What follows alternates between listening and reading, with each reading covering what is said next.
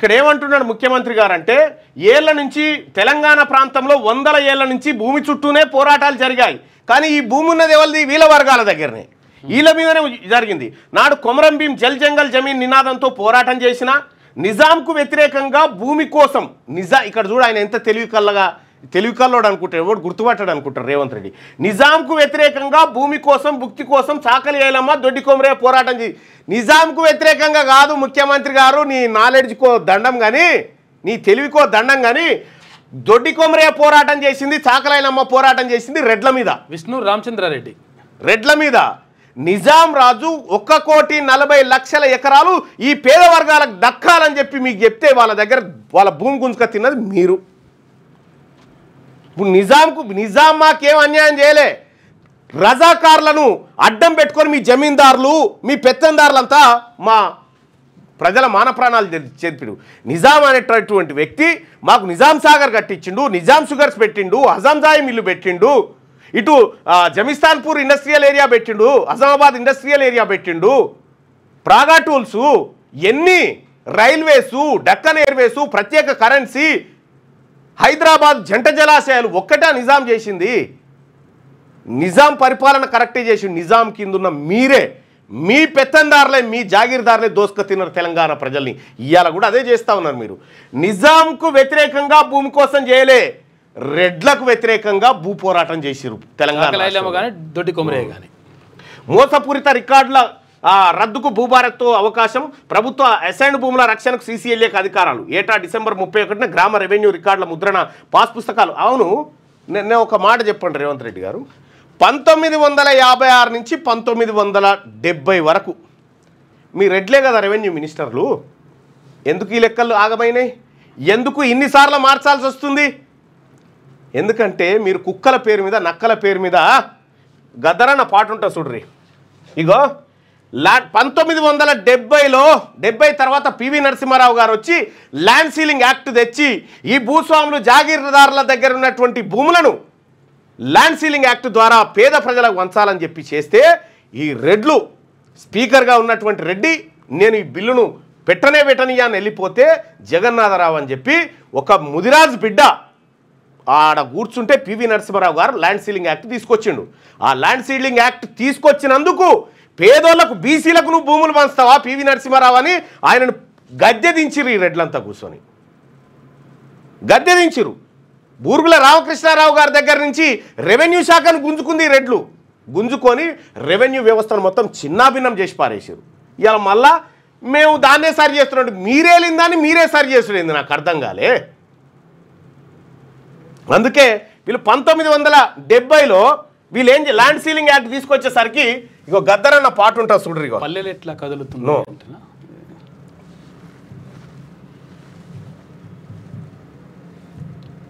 దేశముఖులను దురభూషామలను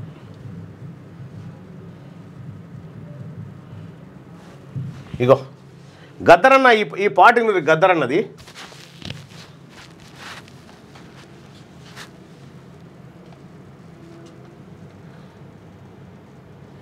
వీళ్ళే మళ్ళా అన్నిటికీ గద్దర్కు వారసత్వం మేమే అని చెప్తారు. మళ్ళా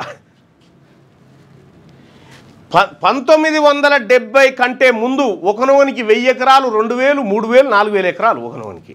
1500 మంది జాగీర్దారుల 1 కోటి ఎకరాలు ఉంది తెలంగాణ.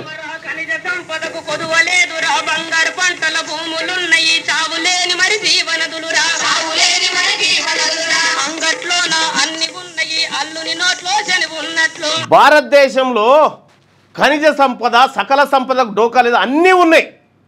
ఉన్న తర్వాత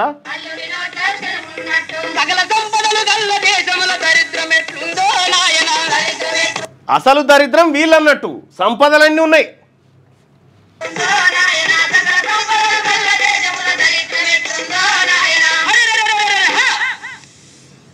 ఇగో ఇది బాగినురు, ఇది బాగునిరు. గద్దర్ ఆ వెనకట్నే ఈ దొరలు భూస్వాములు పెత్తందారుల దానికి పైగా జనులు భూమి నమ్ముకొని బతుకుతున్నారు. దున్నెవానికి దుక్కి లేదురా, కూలి జనులకు కూడు లేదురా, భూ సంస్కరణలకు బూటకంబురా, దోపిడి దొంగల నాటకంబురా,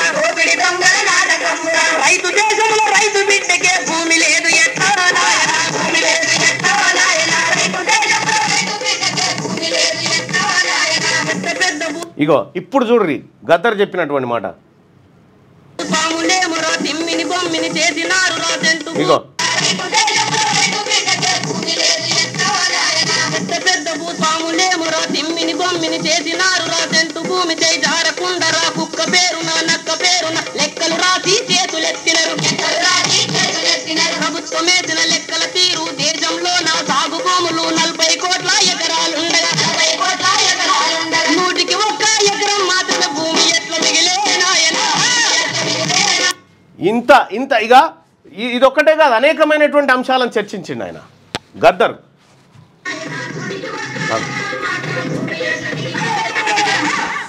దుందామంటే దుక్కులు లేక నాగలికేమో కర్రులు లేక పండి నిత్తులకు రేటులు రాక అమ్మిన రేటు చేతికి రాక తన భూస్వాముల కాళ్ళ కిందరా నలిగి నాశన పైన నలిగిపోయిన రైతు లోకము బతుకులు లేక బతుకుతున్నారు బతుకులేని రైతు లోకము బంధువుకెత్తుకొని డొక్కలమ్ముకొని పిల్ల డబ్బుతో ఢిల్లీకెక్కిన వీపీ సింగు కట్టుకున్న అద్దాల మేరకు అమ్మిని దాన్ని కాట్ల పెట్టినది కమ్యూనిస్టుగా నాదేనంటూ మాకు పేరును మంత్ర కల్పనికి మార్క్సిస్ట్ పార్టీని పేరు ఉన్నవానికి దుక్కని మొక్కని నక్కలు బరిలో నాగలి పట్టిన రైతు గుండెపై గుండ్ల వర్షం పేరులో మార్కులు దోసే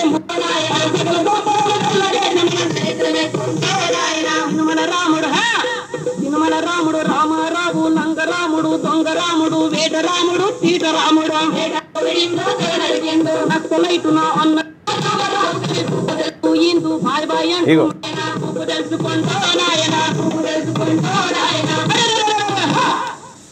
రంగు జన సంగోడు గోజి చెక్కుకొని వాసన చూసి ఇందు బాయ్ బాయ్ అంటూ మతం గాజరే గుంజుకున్నాడు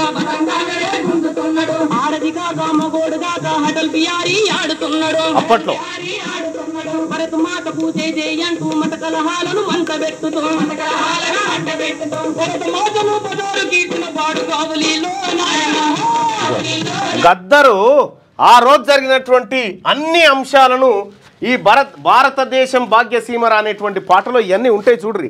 ఆ రోజు భూ సంస్కరణలు తీసుకొస్తే ఈ భూ సంస్కరణలను బొందబెట్టినటువంటి జాగీర్దారులు దొంగలు ఎవరైతే ఉన్నారో ఇగో శ్రీధర్ పోలేపల్లి కులాల మధ్య చిచ్చు పెడుతున్నావు మల్లన్న మొత్తం రిజర్వేషన్ ఎత్తివేయాలని చెప్తా ఉన్నాడు. ఏం చెప్తాను చూపురిగా బీసీలకు రిజర్వేషన్ వచ్చిందే 92ల. ఈ బీసీల రిజర్వేషన్ వాటా దొబ్బి తిన్నది వీళ్ళే. ఇన్ని రోజులు 500 ఏళ్ళు అడ్వాన్స్డ్గా రిజర్వేషన్ వాడుకున్నటువంటి ఓసీలు ఇప్పుడు కులాల మధ్య చిచ్చు అని పెడతా ఉన్నారు చూడు. ఏ కులాల కారణంగా ఇవాళ నేను చదివినటువంటి రెడ్ల లిస్ట్ అంతా చేరి కూర్చుంది ఇవాళ.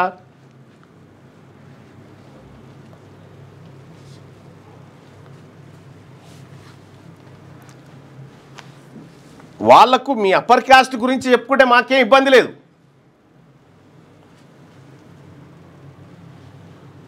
మీరు ఏమన్నా చేసుకోండి బాయ్ సాబ్, బీసీల రిజర్వేషన్ ఇచ్చిన మాట కావాల్సిందే. బీసీలకు 92లో 1992లో రిజర్వేషన్ వస్తే ఈ రిజర్వేషన్ తీసుకొని బీసీలు ప్రభుత్వ కంపెనీలలో జైన్ కాగాలని ప్రభుత్వ కంపెనీలు మూసేసిన దొంగలు, కంపెనీలు ప్రైవేట్ పరం చేసినటువంటి వాళ్ళు బీసీల గురించి మాట్లాడుతూ ఉంటే సిగ్గుచేటు. మీరేం చేయరు, బీసీలకు ఏమీ చేయరు కూడా. మీరు చేసిందంతా చరిత్ర మొత్తం చెప్పింది, గద్దరన్న పాట కూడా చెప్పింది. ఇక ఇది ధరణి కథం. తెలంగాణలో అడవులపైకి బుల్డోజర్లు తోలుతున్నారు. ఆ రాష్ట్ర ప్రభుత్వం ప్రజలకిచ్చిన వాగ్దానాలను మరిచింది. కర్ణాటక హిమాచల్లోనూ ఆ పార్టీ ప్రభుత్వాల తీరు అలాగే ఉంది. కాంగ్రెస్ అంటే విశ్వాసఘాతుకం, భారతీయ జనతా పార్టీ అంటే సత్యానికి ప్రతీక అని చెప్పేసి ప్రధాని మోడీ అంటున్నారు. ఇగో బీజేపీ అంటే సత్యానికి ప్రతీక నరేంద్ర మోడీ అంటా ఉంటే వెనుకటనే గద్దరన్న ఈ బీజేపీ గురించి ఏం చెప్పిండో చూడ్రు. ఇగో పెట్టు, మైక్ పెట్టు.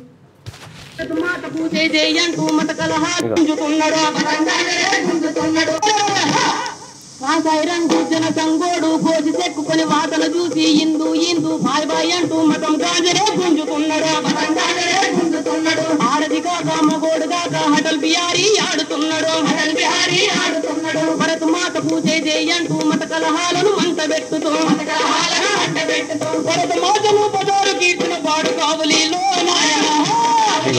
వీళ్ళ గురించి అప్పట్లో గద్దరన్న రాసినటువంటి పాట నరేంద్ర మోడీ గారు చెప్పేటువంటి మాటకు గద్దరన్న పాటనే సమాధానం. నిజంగా సానుభూతి ఉంటే ముస్లింలకు పార్టీ అధ్యక్ష పదవి ఇవ్వండి, వారి 50% టికెట్లు కేటాయించండి. కాంగ్రెస్కు ప్రధాని మోడీ సవాల్. నేనేమంటా ఉన్నా, నరేంద్ర మోడీ గారు, మీరు అమిత్ షా గారు మాట్లాడుతూ ఉన్నారు కదా, బీసీలకు 42% రిజర్వేషన్ ఇచ్చే దాంట్లో ముస్లింలను కలిపిరని చెప్తా ఉన్నారు కదా. మరి ఈ దేశంలో ఉన్నటువంటి హిందువులందరికీ న్యాయం చేసినాకనే బీజేపీ కోటేయిరి అని చెప్పనుంటే ఓ మాట. మీ గుజరాత్లోనేమో ఎన్నో ముస్లిం కులాలను తీసుకొచ్చి బీసీలు కలిపితే ఏ ఇబ్బంది లేదు మీకు. కానీ తెలంగాణలో ఉన్నటువంటి ముస్లిం బిడ్డలు బీసీ రిజర్వేషన్లు వాళ్ళు బీసీలలోనే ఉన్నారు. వాళ్ళకు రిజర్వేషన్ అడిగితే అలా ముస్లింలను గడిపిరని చెప్తారా?